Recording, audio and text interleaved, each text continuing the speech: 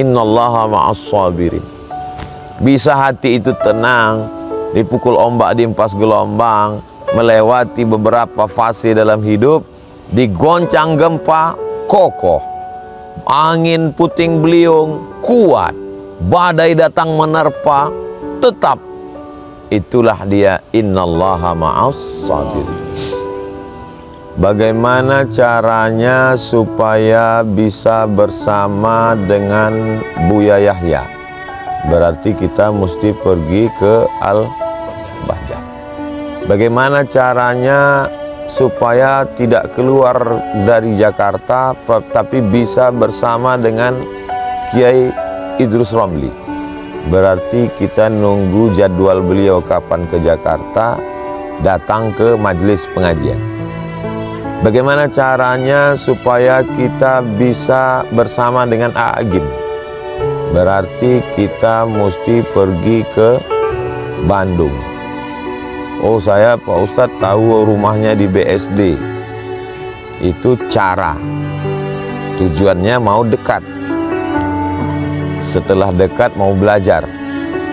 Caranya, nah itu kalau kepada manusia. Dengan kalau ke Allah itu bagaimana? A'udzubillahi minasyaitonirrajim. Ada 3 cara. Yang pertama, ya ayyuhallazina aman. Yang pertama adalah percaya. Nama perbuatannya iman, kata kerjanya amanu, orangnya mukmin. Nama sifatnya iman, nama pekerjaannya amanu, orangnya mukmin. Ya ayyuhalladzina amanu, wahai orang yang beriman. Ketika Allah memanggil orang kafir, yang dipanggil itu bukan kata kerjanya. Qul ya ayyuhal kafirun. Tapi ketika manggil orang yang percaya, yang dipanggil itu kata kerjanya. Kenapa begitu? Karena kalau yang disebut itu kata kerjanya mengandung makna berkesinambungan terus-menerus, tidak berhenti, continuity, kontinuitas. Ya ayyuhallazina amanu. Jadi kalau mau dekat dengan Allah, bersama dengan Allah, yang pertama syaratnya adalah aman. Makanya kata ulama akidah, awaluddin ma'rifatullah. Yang pertama sekali dalam agama ini adalah mengenal Allah. Maka disusunlah secara sistematis dalam akidah Asy'ariyah, wujud, qidam, baqa, mukhalafatul hawadisi, qiyamuhu binafsihi, wadaniyah, qudrat, iradat, ilmun, ayat, sama, basor, kalam. Kalau ada orang nggak mau belajar ilmu ini, saya nggak mau ikut ngaji sifat 20, saya mau langsung ke Quran dan Sunnah. Itu sama artinya waktu gurunya ngajarin dia, sholat itu rukunnya ada 13, yang ini wajib, yang ini sunat, yang ini sunat muakkad. Ini awalnya dari niat. Niatnya menurut mazhab Syafi'i di dalam takbir, Hanafi, Maliki, Hambali sebelum takbir pertama iftitah. Lalu dia ngomong, saya nggak mau belajar sama kamu, saya langsung kembali ke Quran dan Sunnah. Belajar melalui ulama itu lebih sistematis, lebih mudah. Itu tujuannya. Jadi saya kalau mau belajar sholat, ya belajar fikih. Kalau mau belajar iman, ya belajar akidah. Ikutin ulama yang udah nyusun, simple, mudah. Daripada kita kembali ke Quran dan Sunnah. Itu benar 1000%. Tapi itu dilakukan oleh para ulama. Karena kita nggak punya ilmunya. Apa tahu kita sebab nuzulnya? Apa kita tahu ini korelasi satu ayat dengan ayat yang lain? Apa kita tahu ayat ini ternyata ada nasakh mansuh, nasikh mansuhnya? Apa kita tahu bahwa hadis ini ada asbabul wurudnya? Apa kita tahu ijma tentang ini? Enggak ngerti kita. Maka yang paling enak itu adalah ikut ulama. Al-ulama warasatul anbiya. Berapa lama Nabi menanamkan ya ayyuhalladzina amanu itu 13 tahun. Setelah ya ayyuhalladzina amanu di kota Makkah Al-Mukarramah, ujung pas mau hijrah, barulah turun kewajiban sholat dengan subhanalladzi asra bi'abdihi lailan minal masjidil haram ilal masjidil aqsa. Isra Mi'raj. Sholat. Zakat nggak ada di Makkah. Zakat itu nanti di Madinah. Puasa ya ayyuhalladzina amanu kutiba alaikumusiyam nanti di Madinah.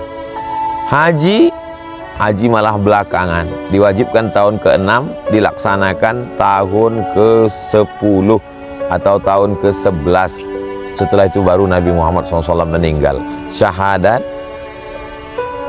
yang paling utama, asyhadu an la ilaha illallah wa asyhadu anna muhammadan rasulullah. Jadi syarat yang pertama, kalau mau dekat dengan Allah, didekati Allah, dibersamai Allah, merasa bersama dengan Allah, syarat yang pertama adalah ya ayyuhalladzina amanu. Setelah lewat proses amanu, ya ayyuhalladzina amanu sta'inu bis sabri. Yang nomor 2, sabar. Sadbara, sabri. Sabri nama tanaman. Nama tanaman, kulitnya berduri-duri, isinya di dalam ada mengandung air. Kalau dia tumbuh di gurun pasir, apakah itu? Kaktus. Kaktus itu bahasa Arabnya sabar. Kenapa sabar itu disebut dengan kaktus? Dilihat tidak menarik, dicium hidung bengkak. Kalau haus, dipatahkan di gurun pasir, haus, nggak ada air, patahkan itu batang kaktus, diperas, enak airnya, pahit. Itulah sabar. Jadi kalau ada orang mengatakan sabar itu ringan, kasih dia batang kaktus. Di Mesir ada minyak rambut. Minyak itu bahasa Arabnya zait, namanya zait sabar. Minyak rambut yang terbuat dari kaktus. Kenapa sabar? Karena pahit. Kenapa sabar? Karena berduri. Kenapa sabar? Karena nggak enak. Itulah asli kata sabar. Sabar itu selalu kaitannya dengan kalau ninggal sabar, kalau sakit sabar, kalau bangkrut sabar, kalau capek sabar. Itu sabar yang level paling bawah, sabar kelas ekonomi. Sabar yang di atas itu adalah ketika kita mampu melawan kantuk. Dingin, enak, di bawah selimut, ngantuk, berat, sampai hotel tadi malam jam 12. Lalu kemudian kita mau bangun, bangkit, itu disebut dengan sabar. Karena beratnya itu disebut dengan sabar. Nyari uang, lelah, berdarah-darah, berkeringat. Setelah uangnya dapat, dibelikan ke tanah, bangun masjid, lalu kemudian diwakafkan. Itu namanya bodoh. Tanah strategis 1 meter 10 juta. Setelah masjid dibangun, diserahkan untuk wakaf lillahi ta'ala. Kata orang yang tidak amanu, bodoh. Kan bisa investasi. Tapi kata orang yang berilmu dan beramal, beriman, namanya sabar. Itu namanya sabar. Anak muda, ganteng, terkenal, artis, disukai orang, lalu kemudian memanfaatkan popularitasnya untuk dakwah. Itu namanya, kata teman-temannya juga, bodoh. Lagi mampu buat dosa, buat aja sebanyak-banyaknya. Nanti udah tua baru taubat. Tapi itu disebut dengan sabar. Sabar yang paling tinggi. Sabar level VVIP. anak muda, ganteng, punya uang, terkenal, kaya raya, digandrungi banyak perempuan muda cakep-cakep, cantik-cantik. Mereka mengajak perbuatan maksiat dan dia berkata, inni akhafullah, aku takut kepada Allah. Orang ini disebut dengan orang yang sabar. Tapi teman-temannya bilang, kamu lugu, kesempatan tidak datang dua kali. Sekali muda, buatlah sesukanya. Ini disebut dengan sabar. Antara meninggalkan perbuatan maksiat, meninggalkan maksiat itu tadi sabar, melakukan taat sabar, bisa puasa sabar, bisa zakat sabar, mampu wakaf sabar, banyak zikir sabar, dingin-dingin naik ke atas padahal bisa sholat di kamar, itu sabar apa bodoh? Sabar. Melakukan ketaatan dengan meninggalkan maksiat, mana yang lebih utama? Kata Imam Ibnu Athaillah As-Sakandari yang menulis Hikam, lebih utama meninggalkan maksiat daripada melakukan ketaatan. Karena melakukan ketaatan semua orang bisa. Sholat duha, anak kecil bisa. Baca Quran, ibu-ibu bisa. Berzikir, semua manusia bisa. Subhanallah, walhamdulillah, wala ilaha illallah, wallahu akbar. Tapi meninggalkan maksiat tidak semua orang bisa. Saya bisa meninggalkan maksiat Pak Ustadz karena belum dapat kesempatan. Itulah dalamnya pengamatan Imam Ibnu Athaillah As-Sakandari. Meninggalkan maksiat lebih utama daripada melakukan ketaatan. Itu bukan ucapan orang yang biasa-biasa saja. Itu dari ilham dan pengalaman yang luar biasa, perenungan dalam hidup. Ustadz Somad, kami pernah datang ke kepala dinas. Kepala dinas ini kami tahu anaknya sedang kuliah di Australia, perlu duit dolar banyak. Kami ingin menang tender, lalu kami bawa duit 1 koper. Pak, nih, mudah-mudahan tujuannya supaya nanti waktu ada dapat proyek kami yang menang. Apa kata dia? Bawa uangmu ini pulang, saya tidak mau kasih anak-anak istri saya makan haram. Berapa banyak orang yang punya kesempatan, ada jabatan, ada kekuasaan, punya harta banyak, bukan hanya sekedar ketaatannya sholat sunat, malah jadi imam dan khotib. Berapa banyak orang-orang kaya mampu jadi imam dan khotib, melakukan ketaatan. Tapi kalau sudah datang kesempatan seperti itu, menolak maksiat jauh lebih berat daripada melakukan ketaatan. Menolak perbuatan dosa jauh lebih utama daripada melakukan suatu kebaikan. Tapi jangan gara-gara ini lalu nggak sholat, nggak tahajud, nggak zikir, nggak puasa. Pas ditanya, kamu nggak sholat, lebih utama menolak maksiat daripada melakukan ketaatan. Kita dua-duanya kita laksanakan. Ketaatannya kita lakukan, tapi maksiatnya kita jauhi. Karena ada juga orang ketaatannya jalan, kemaksiatannya juga jalan. Namanya sholat terus maksiat jalan. Nauzubillah. Kira-kira yang disampaikan Imam Ibnu Athaillah As-Sakandari itu betul, tepat, mengena atau kurang tepat? Renungkan, pikirkan masing-masing. Jadi kalau ada orang kelihatannya amalnya nggak begitu banyak, dia bukan ulama, biasa saja, duduk-duduk nyantai-nyantai di rumah dengan anak istri, lalu kata orang, kenapa sih dia nggak ikut, kenapa sih dia nggak banyak sholat sunat, kenapa dia nggak zikir, kenapa dia nggak sholawat? Mungkin amal dia itu lebih banyak dari kita.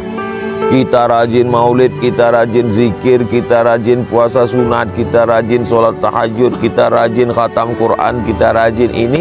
Karena nggak ada kesempatan untuk dapat uang 1 koper. Kalau ada kesempatan lebih ganas daripada.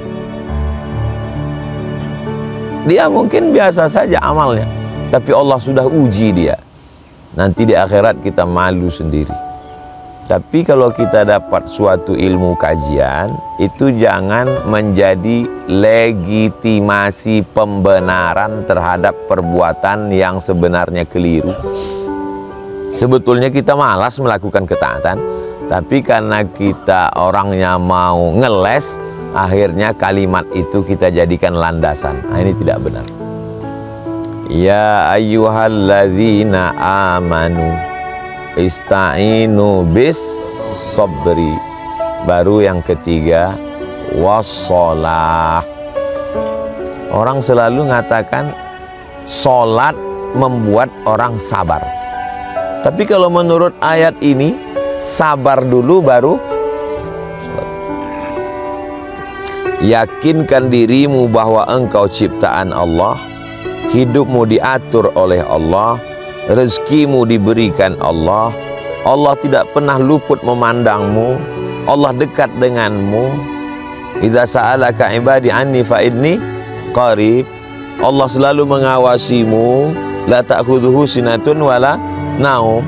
Garis takdir hidupmu sudah dituliskan Allah 550.000 tahun sebelum dia menciptakan langit dan bumi. Nun wal qalami wa ma yasturun. Setelah tertanam itu di dalam hati namanya iman. Lalu setelah dia tertanam engkau menjadi kuat namanya sabar. Setelah engkau sabar barulah engkau angkat tanganmu. Allah Akbar. Barulah kau rasakan kedekatan. Masuklah poin yang keempat. Ya ayyuhalladzina amanusta'inu bis sabri wassalah. Buahnya nomor 4. Innallaha ma'as, kebersamaan dengan Allah.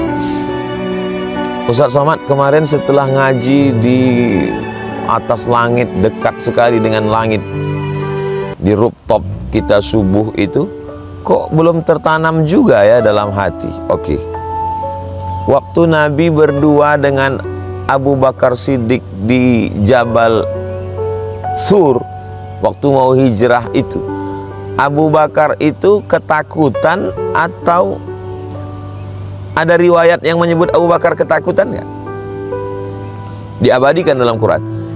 Izhuma fil ghari, ketika mereka berdua di dalam gua.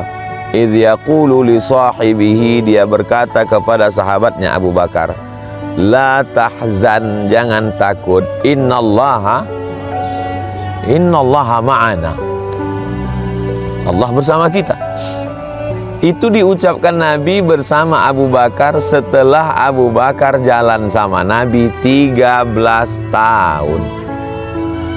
Jadi kalau kita baru ngaji beberapa hari, kok belum ya Pak Ustadz? Ya Abu Bakar aja begitu prosesnya, apalagi Abu Lahab. Ya ayyuhalladzina amanusta'inu bis sabri wassalah. Iman, sabar, sholat. Iman, sabar, sholat. Tapi jangan nanti proses ini lalu kemudian dipotong. Saya nggak mau. Ini sejalan, Kamu nggak sholat, saya lagi penekanan yang 2 ini aja dulu. Saya dalam proses ini.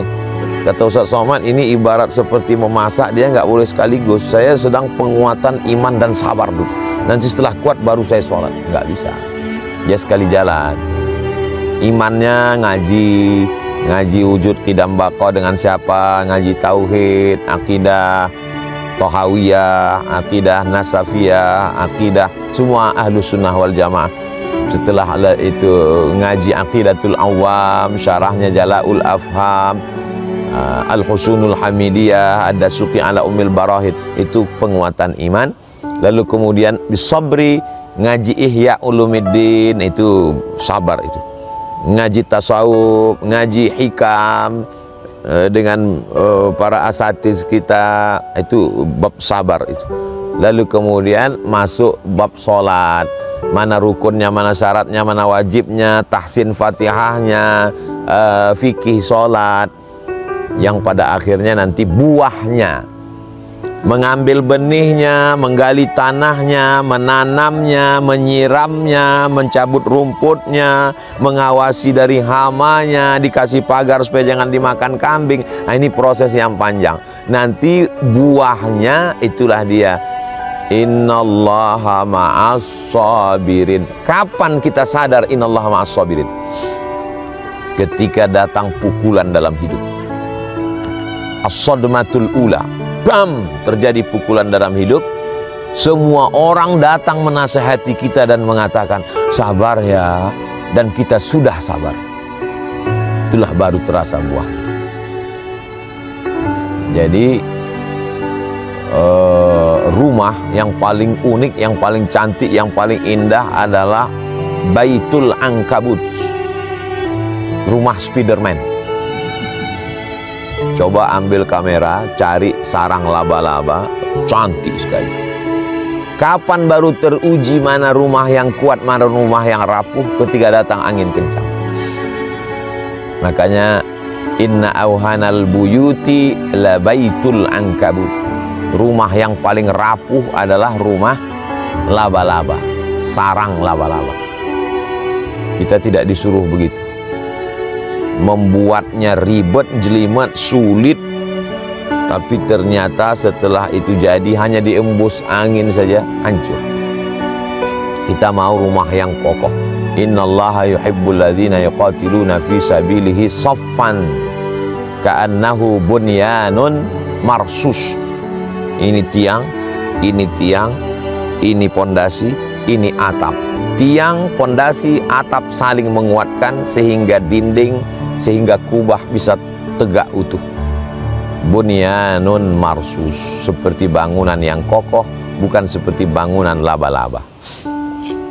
Berteman, berkawan, bersahabat, berukhuwah, sama ngaji. Kapan baru diuji? Ketika ada kesempatan. Apakah persaudaraan kita ini sudah teruji? Belum. Berapa banyak yang sudah ngaku bersaudara, ukhuwah, akhirnya pecah di tengah jalan ketika ujian datang. Begitu juga apakah yang tiga ini sudah teruji? Iman kita sudah teruji, sabar kita sudah teruji, sholat kita sudah teruji. Nanti ketika melewati, ini perahunya Pak Ustadz dari kayu, kalau kena air laut makin kuat, kayu besi namanya nih Pak Ustadz. Ini sudah kami buatkan perahu kayu besi. Kapan baru teruji perahu itu kuat? Nanti ketika di tengah laut datang ombak, dipukul gelombang, menabrak batu karang. Setelah sampai ke Pulau Harapan, baru kita katakan, memang betul kayu besi yang kau buat ini. Memang hebat perahu layar ini. Kapan? Setelah sana. Ustadz, ini perahu karet ini impor barangnya. Kuat ini. Kapan? Ketika arung jeram. Airnya dahsyat. Tapi begitu sampai sana dayungnya patah, perahu karetnya bocor. Bohong semua. Bohong. Innallaha ma'as sabirin. Ana yakin antum dalam kehidupan pernah itu mengalami sesuatu yang menurut orang berat. Tetangga, kawan, sahabat mengatakan, ini kayaknya kawan ini bisa error, gila dia ini. Tapi antum kuat. Dalam bisnis, dalam keluarga, dalam usaha, dalam kehidupan, terjadi pukulan-pukulan hidup yang luar biasa. Uniknya hidup kita ini, tidak ada nasibnya itu sama, seperti cap jempol. Nasib Haji Tono, nasib Lukman, nasib Bapak, nasib Mas Faiz, nasib Ustadz Rusli, nasib Ustadz Nizar, nasib Ustadz Ardi, nasib yang nggak saya sebutkan namanya, itu juga pukulan. Pukulan buat saya, kok nggak ingat saya. Innallaha ma'as sabirin. Bisa hati itu tenang, dipukul ombak, diempas gelombang, melewati beberapa fase dalam hidup, digoncang gempa, kokoh. Angin puting beliung, kuat. Badai datang menerpa, tetap. Itulah dia innallaha ma'as sabirin. Yang tiga ini ikhtiar. Iman ikhtiar, sabar ikhtiar, salat ikhtiar. Yang innallaha ma'as sabirin, Allah menurunkan. Kau lakukan yang tiga, aku bersamamu. Aku yang akan mendatangi. Jadi kalau kita masih belum merasakan kebersamaan, belum kuat, itu berarti yang tiganya belum sempurna. Kenapa Allah nggak nguatkan saya? Kenapa Allah saya nggak merasa? Kenapa Tuhan itu nggak ada? Kenapa? Jangan marah-marah, nanti cepat tua. Karena yang tiga itu belum lengkap. Mudah-mudahan apa yang kita lakukan ini dalam rangka proses penguatan yang tiga ini. Saya sampai hari ini masih tetap mengaji tauhid. Saya sampai hari ini masih tetap mengaji sabar. Dan sampai hari ini saya tetap mengaji sholat. Karena saya ingin dapat hadiah dari Allah. Innallaha ma'as sabirin. Ketika terjadi sesuatu yang tidak diharapkan, hati bisa sabar, bisa ridho, mulut tidak sumpah serapah, hati bisa tenang menerimanya, mulut berkata ya Allah. Itulah innallaha ma'as sabirin.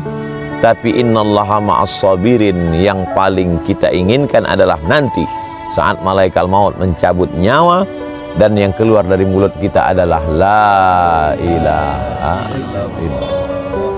Innalladzina qalu rabbuna Allah thumma istaqamu tatanazzalu alaihimul malaikah alla takhafu wa la tahzanu wa abshiru bil jannati allati kuntum tu'adun. Hadiah dari Allah.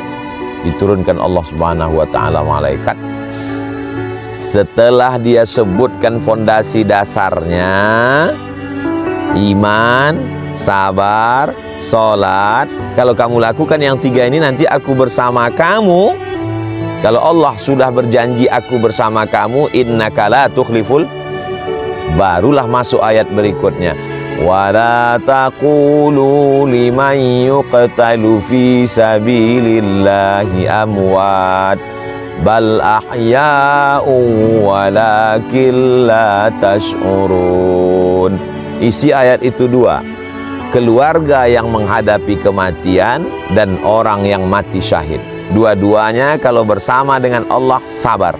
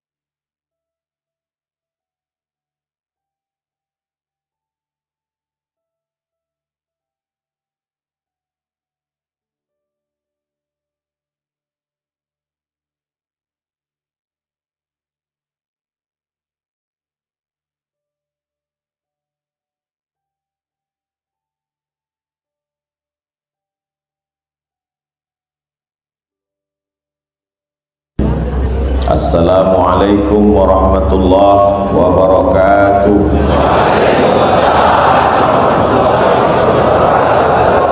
Alhamdulillah bini'matihi tatimmus shalihat. Wassalatu wassalamu ala sayyidis sadat wa ala alihi wa ashabihi ahli al-fadaili wal karamat. Subhanaka la ilma lana illa ma 'allamtana innaka antal alimul hakim. Rabbi shrah li sadri wa yassir li amri wahlul 'uqdatam min lisani yafqahu qawli. Yang sama-sama kita hormati guru kita semua, Al-Mukarram Kiai Haji Muhammad Daer, para asatiz, hadirin hadirat, Bapak Ibu, muslimin muslimat, insyaallah semuanya dimuliakan Allah Subhanahu.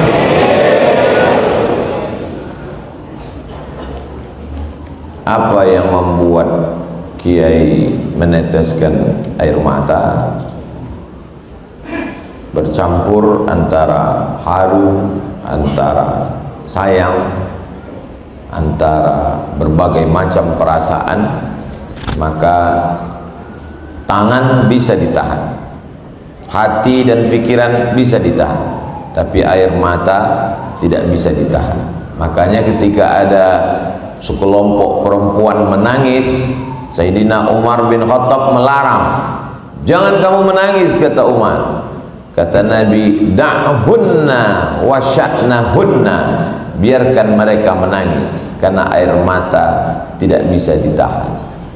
Yang tidak boleh itu adalah niyahah, meratap, mengeluarkan kata-kata murka, mengutuk nasib. Ketika Nabi SAW kehilangan anaknya namanya Ibrahim, dilahirkan seorang perempuan dari Mesir namanya Maria Al-Qibtiyah, menangis Nabi Muhammad SAW. Lalu sahabat bertanya, "Ama tarda ya Rasulullah, apakah engkau tidak ridha menerima ketetapan takdir Allah?" Kata Nabi, "Aku ridha." "Kalau ridha, kenapa engkau menangis?" Kata Nabi, "Ini air mata tetesan kasih sayang." Ada orang mengungkapkan kasih sayangnya dengan hadiah, tapi ada orang mengungkapkan kasih sayangnya dengan tetesan air mata. Subuh ini saya dapat dua-duanya. Tetesan air mata dapat, hadiah pun dapat. Mana hadiahnya? Ini sorban yang sedang dipakai. Apa yang membuat saya dengan Kiai nanti bertemu di bawah naungan ketika tidak ada atap, tidak ada tenda? Sab'atun yudhilluhumullah, 7 orang dapat naungan. Yauma la dhilla illa dhilluh.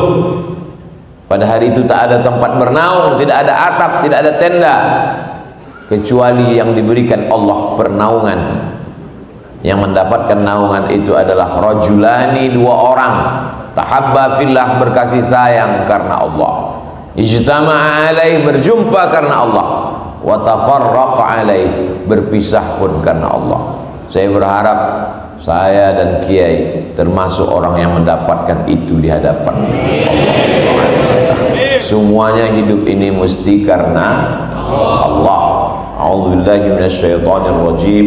Innal ladzina qalu rabbuna Allah, orang-orang yang berkata Rabbku Allah. Ayat itu tidak mengatakan innal ladzina qalu ilahi Allah, ilahi yang aku sembah Allah, tapi dia katakan innal ladzina qalu Rabb. 3 makna Rabb. Rabb, dia yang mencipta aku. Rabb, dia yang mengatur hidupku. Rabb, dia yang memberi aku rezeki. Makanya di awal Al-Fatihah dalam sholat kita baca Alhamdulillahi Rabbil Alamin.